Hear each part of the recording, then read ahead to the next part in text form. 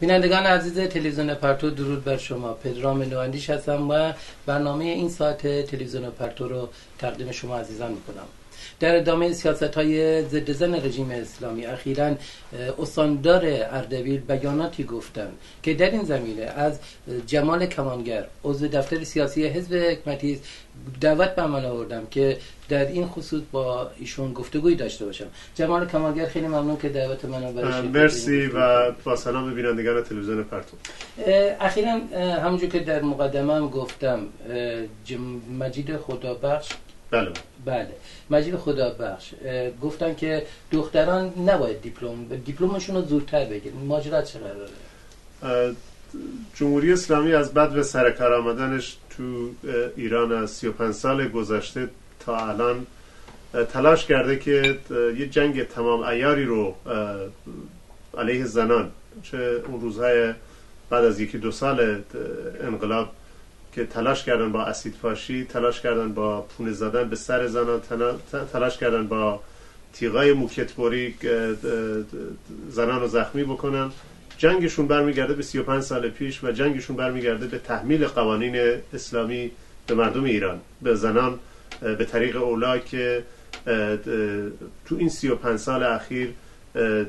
در یه جنگ تن به تن، توی جنگ نابرابر و بعضاً توی جنگ شورانگیزی بودن با قوانین اسلامی و صحبت‌های مجید خدابخش در ادامه همینه. مجید خدابخش فراتر از این صحبت‌ها رو گفته و زن من اراجیفی رو پشت سر هم توی این صحبت‌هایی که به اصطلاح به عنوان شورای فرهنگی استانداری و اینا روز شنبه گذشته صحبت کرده که گویا مثلا چون دختران، نمیدونم اینو از کجا آورده، از 5-6 سال زودتر از پسرات به سن بلوغ میرسن. اینا بالا بهش برمیگردم که اینا چرا اصرار دارن که سن بلوغ و 9 سالگی اعلام بکنن، چرا اینا اصرار دارن که سن دختر رو حالا 12 سالگی بعد بگن حالا اون سیکل بیولوژیکی که ساعت بیولوژیکی که هست ممکنه تو 10 سالگی از 12 سالگی این به کار بیفته. هیچ ربطی به بلوغ جنسی، هیچ ربطی به همبستری، هیچ ربطی به اینایی که نداره که یه آدمی که حالا این یدک دکتر هم داره، نمیدونم از کجا اینو گرفته و این گفته که این دختران چون 5-6 سال زودتر به سن و بلوغ میرسن باید 5-6 سال زودتر هم لابد بهشون دیپلم داده بشه. حالا نمیدونم اینم دوباره از اون ترهاتی که تو جمهوری اسلامی داره باز تولید میشه و کسایی هم بهشون گوش میدن و این گفته تو کلاس 9 راهنمایی که اینا دیگه بهشون دیپلم بدن که و اصلا با این زبان لومپنی، با این زبان عقب مونده که دختر چیکار داره به ریاضی، دختر چیکار داره به فیزیک، چرا باید اینا رو بخونه و اینا رو برای کارهای دیگه بکنه و زودتر انگار که فقط زن درست شده که تو تولید مصر شریک باشه یا از زنا مردا رو تراخوش بکنه و خونه داری بکنه. این کل داستان این صحبت‌های این آقا اینه که دختر باید بره تو خونهش و باید حالا چون محمد به عنوان پیغمبر مسلمونا یا به عنوان رهبر مسلمونا که همه هست، تو دیدین که با عایشه که 9 سالش بوده ازدواج کرده، تو سن 60 سالگی الان نمیدونم هر چند سالگی بوده، اینا دارن اینو توجیه میکنن، دارن اینو تو سال 2014 و دارن اینا رو به مردم میگن که آره دختر تو 12 سالگی 9 سالگی به سن بلوغش رسیده باید بره ازدواج بکنه و سن بر اساس همونم داره صحبت دیگه هم کرده که گفته این اگه دختری بره دانشگاه و اونجا تحصیلات عالی یا فیزیک یا ریاضی یا مهندس یا دکتر یا هر چی بشه، این گفته در مقابل خلقت قرار میگیره، عمل خلقت قرار میگیره و این گناه و یعنی خالص یه ارتجاع محضی که جمهوری اسلامی تو این 35 ساله داره به زور رو سر زنان تو ایران وارد میکنه. این آقا هم از این صحبت‌ها رو داره تکرار کرده و به نظر من یه تلاش شکست خورده و حتما اون دختر و پسرایی که توی ایران اصلا به ریشش خواهند خندید. من یه سوالی دارم اینجا. اولی که خود جناب خدابخشی استانداری یه اطلاعیه‌ای صادر کرده که گویا تکذیبش کرده. ماجرای تکذیب چقدره؟ تکذیبش این نیست که گفته باشه که من این صحبت‌ها رو نکردم. تو نامه‌ای که فرستاده روز دوشنبه، شنبه دوشنبه که منتشر کردن، گفته از مقدمه و مؤخره صحبت‌های منو برداشتن و گویا برداشت بد شده، ولی اون رد نکرده که این طرحات رو گفته، رد نکرده که دخترها باید دیپلمشون تو کلاس 9 بگیرن، رد نکرده که اصلا ریاضی و فیزیک به چه درد دختر میخوره، اصلا اینا رو رد نکرده. بعد گفته ما پیشنهاد میدیم که اینجوری سیستم آموزشی رو عوض بکنن که گویا اگه سیستم آموزشی که الان تو ایران هست و یه دختر یه پسر که میتونن تا سطح دیپلم دانشگاه جای دیگه برن، میدونن داره محدودیت زیادی رو دارن به دختران تو ایران تحمیل میکنن و این به نظر من شیاده این استاندارد و کل نظام سرمایه‌داری و تو رأس جمهوری اسلامی از سر شیادیش که گویا چون الان کار ندارن برای دختر خانمایی که تحصیلات عالیشون رو تمام کردن که گویا این یه راهیه که زودتر برن به قول خودشون برن ازدواج بکنن، شوهردار بشن، بچه دار بشن که گویا اون میشه کار براشون. من سوالی در این رابطه. اولی که خب نظام جمهوری اسلامی نظام اقتصادیش نظام سرمایه‌داریه. در این حال ما در کشورهای اروپایی شاید یک سری حرکت‌ها از سوی زنان هستیم، محدودیتی لااقل در عرصه آموزش نمی‌بینیم. خب چه مبنای این ضدیتشون با زن در جمهوری اسلامی با توجه که هر دو تا نظام اقتصادی سرمایه‌داریه؟ به خاطر اینکه وقتی که شما نگاه بکنید تو جمهوری اسلامی روبنایی که اونجا هست یه روبنای مختنق اسلامیه. درسته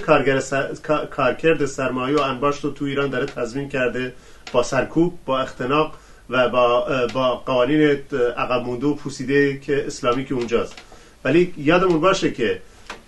پاشناشیل اسلام به طور کلی، اینو میگم پاشناشیل اسلام به طور کلی به مسئله زن ربط داره. هر جا که به زنان یه قدم جلو اومدن قوانین اسلامی و اسلام تو راسش به عقب نشینی به هزیمت افتاده و اینا اگه شما مثلا میدونم تو ایران رابطه کار و سرمایه حاکمه، تو ایران اونجا رابطه بردهداری اونا نیست تو ایران که شما برگردی بگی چون مال اون دوره 1400 سال پیشه، ولی خاصیتش برای جمهوری اسلامی تحمیل قوانین ضد زن و اسید پاشیشون و همین دیدیم که تو اصفهان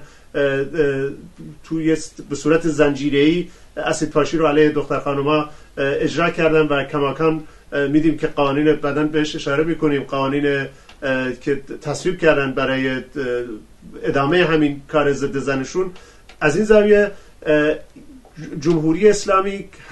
هر سیستم اقتصادی تو اون جامعه عمل بکنه به عنوان یه نظام ایدئولوژیک اسلامی داره عمل میکنه و زن مسئله اصلیشه و تحمیق زن، فرودستی زن هم از لحاظ اقتصادی براش سود داره و هم کل ایدئولوژیشون و کل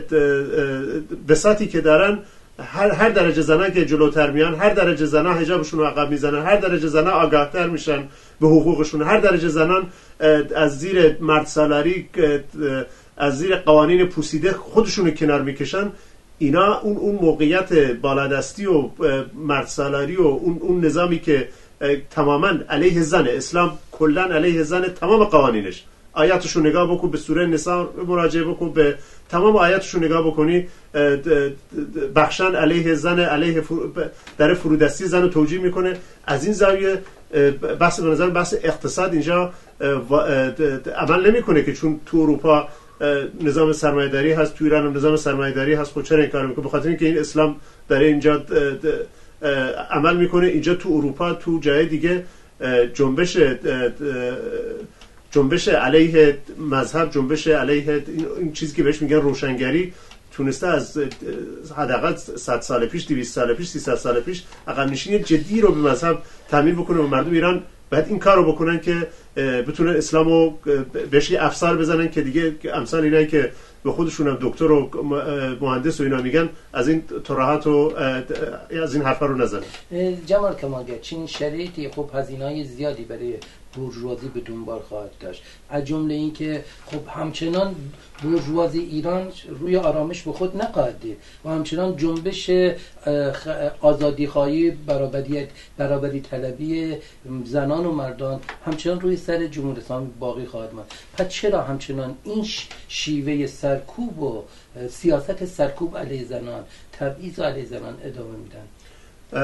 من گفتم تو جواب سوال قبلی که اسلام به عنوان ایدئولوژی که تو ایران حاکمه، به عنوان حکومت اسلامی که اونجا هست و گفتم دو تا کارکرد رو داره همزمان با هم انجام میده. یکی به عنوان یه ایدئولوژی که مسلط مال دولته و داره تحمیل میکنه به زور به جامعه، و از اون برم از این زاویه داره سرکوب بخشی از جامعه که نیمی از جامعه هست فرودسترش میکنه. شما لحاظ اقتصادی و این وضعیت رو داره با تفکیک جنسیتی، با اینکه قبلا ما شاهدش بودیم که تو خود همین چند ماه پیش اینکه دختر خانم‌ها رو ممنوع کردن که تو کافی شاپ ها، تو رستوران ها، تو هتل ها اینجا کار کنن و اینا تمام تلاششون اینه که اون درجه ای از که زنان تو ایران جلو اومدن و اون درجه ای که میخوان تو سرنوشت خودشون رو به دست بگیرن، به عنوان یه انسان برابر با مرد، از تمام اون حقوقی که یه مرد میتونه داشته باشه تو ایران اونم باید داشته باشه، و اینا تمام تلاششون اینه با چنین تمهیداتی، با بحث کردن ببینن آستانه حساسیت جامعه چیه. به نظرم اگه تو اردبیل که گویا تو اون جمع نمیدونم زنان هم بودن، کسایی هم بودن، همچی کسی میاد به خودش جرأت میده و این حرفا رو میزنه، آستانه تحمل جامعه رو دارن میسنجه، ببینید اعتراضی میشه علیهش، آیا کاری میشه کرد. و گفتم کار ارزان رو دارن بیشتر برای چپاول و سوده سرمایه تامین میکنن و یه بخش زیادی از جامعه رو فرودستر نگه میدارن و گفتم بخش زیادی کل ایدئولوژی اسلام سر مسئله زن بنده. شما اگه زن تو قوانین اسلامی آزاد باشه هیچی از اسلام باقی نمیمونه، تمام قوانینشون علیه زنه و به عنوان یه نظام ایدئولوژیک به این احتیاج دارن و از این زاویه هم تحمیل میکنن به زنان که به کنج خانه ها برگردن و این محکوم به شکسته. اخباری که ما از ایران به دستمون میرسه حاکی از فرار شدید دختران، حتی خانمایی که ازدواج کردن از خونه هستش. چنین شرایطی ما وقتی که مشاهده میکنیم حاکی از اینه که به نوعی زنان تن به این شرایط نمیدن، حالا به شکلی این شیوهش رو انتخاب میکنن، ولی راهکار دیگری که به جای فرار کردن از خونه و تن ندادن چه شیوه دیگری میتونن برگزینن؟ ببینید برای مثلا شما جمعیت ایران رو در نظر بگیرید که 75 تا 80 میلیون نفر جمعیتش، نصفش زنن. خب ممکنه تعدادی از زنان و دختران این خطر رو قبول بکنن و با هزار مرارت و مشقت خودشون رو به یه جای امن‌تری برسونن، ولی از نظر من این نسخه نیست که من بپیچم برای کسی. شما نمیتونید 35 میلیون نفر جمعیت ایران نمیشه به کجا میخواد نقل مکان بکنه؟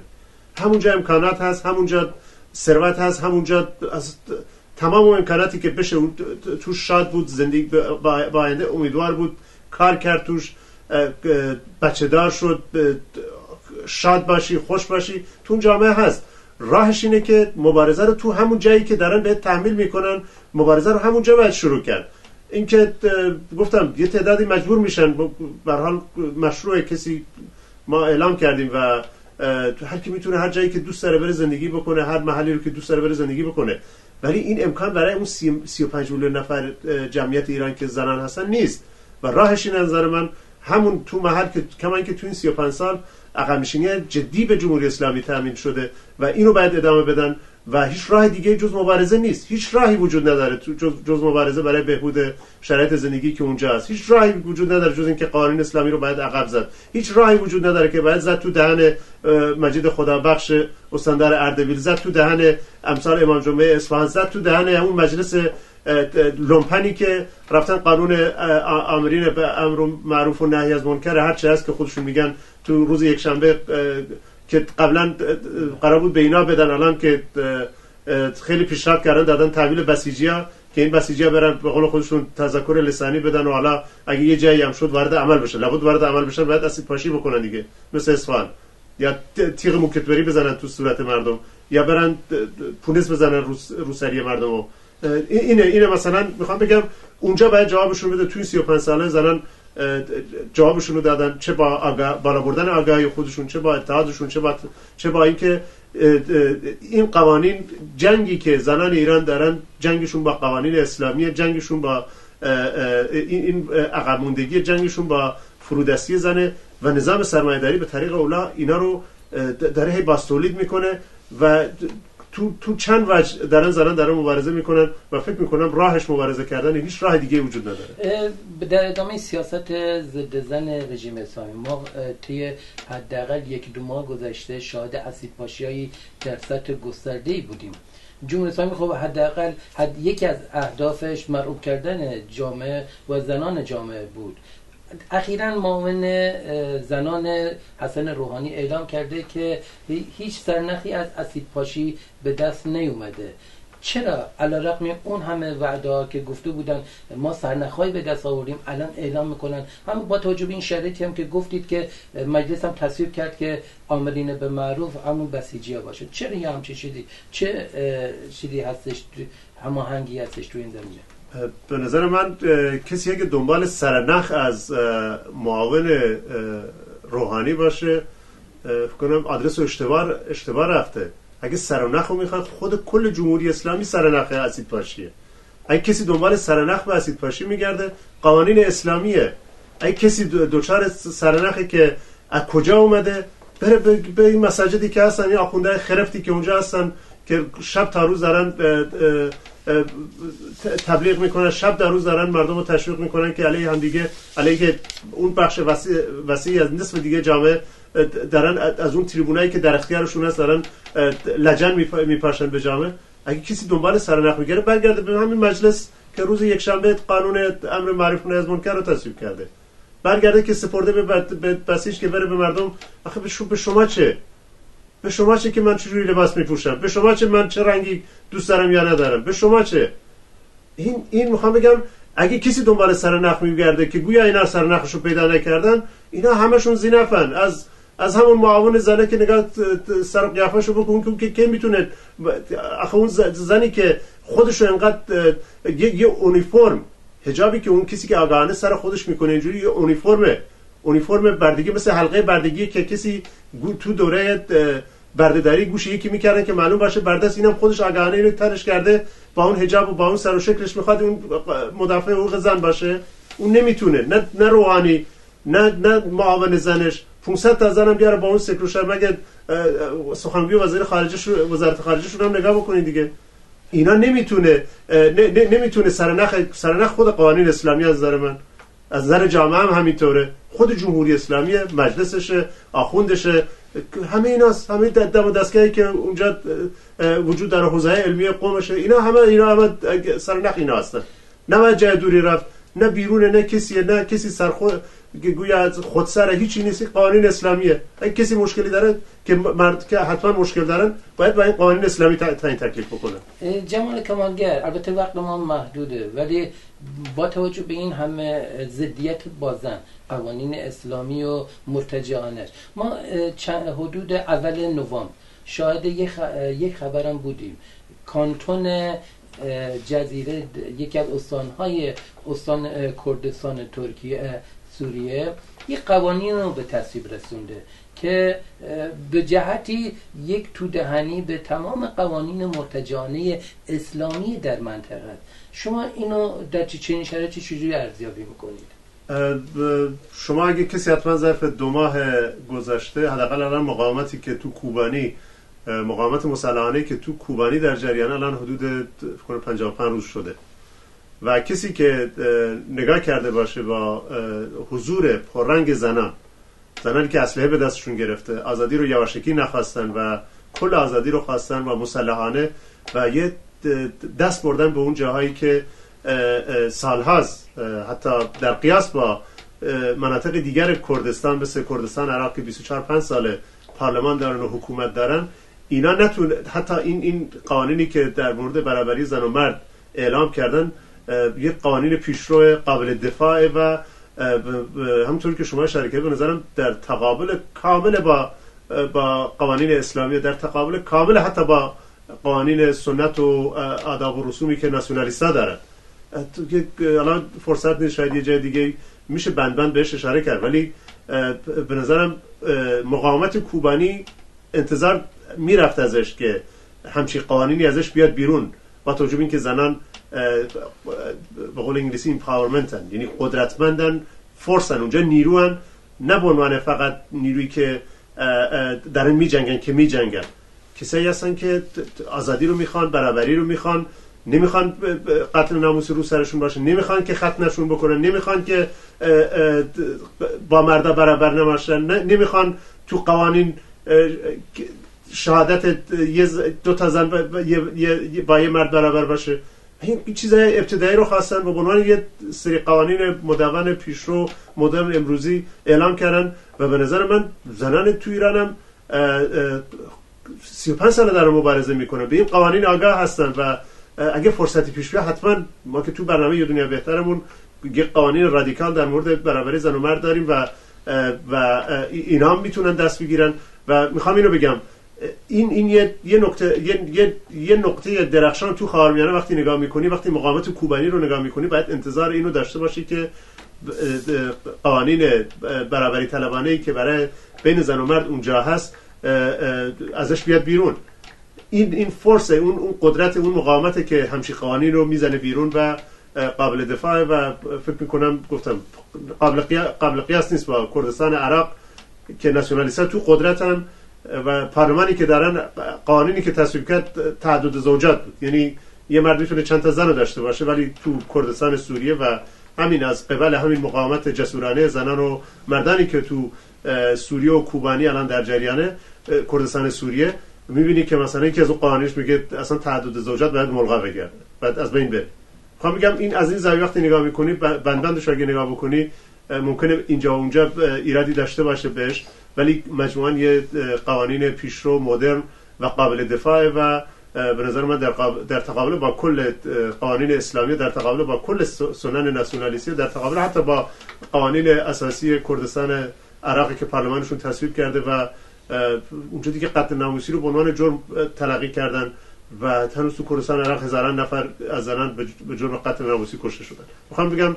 قابل دفاع، به نظرم یه اتفاق شیرینه که تو خاورمیانه افتاده و زنان ایران پیشرو مبارزه علیه قانون اسلامی بودن، ما کمونیست‌ها تو رأسش بودیم و کماکان هم هست و من فکر میکنم باید از تریبونای مختلف از این قوانین پیشرو دفاع کرد. خیلی ممنون جمال کمالگر که دعوت منو برای شرکت در این گفتگو. مرسی. عزیزان بیننده، زنان، مردان، آزادی خواهان، علیه ارتجاع اسلامی، علیه سرمایه‌داری و دولت اسلامی آنها باید به پا خیزید.